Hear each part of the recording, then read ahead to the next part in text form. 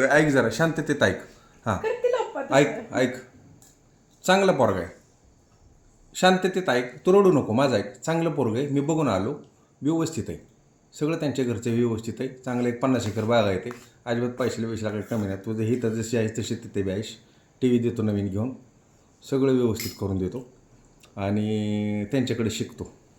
हां रडू नको, मूर्खच का रडतात का संध्याकाळच्या टायमाला, येडी का सुनू सोना, रडायचं ना. ऐक, एवढा पितृपणा एवढा संपला ना, त्यांना बघाय बोलावतो मी. रडू नको, खा खा खा खा, रडू नको. त्यांना बघाय बोलावतो आणि तुळशीचं लग्न झालं की तुझं लग्न लावून टाकू. का लग्न नाही करायचं का? मग घरीच राहायचं का आपाकडं? काय आमचं मी म्हातारं झाल्यावर काय करायचं? इथंच राहते वय. नको नको, आपण एक काम करू. मग माझं म्हणणं आहे, उरकून टाकू आपण. दिवाळी झाली, तुळशीचं लग्न झाली की उरकून टाकू.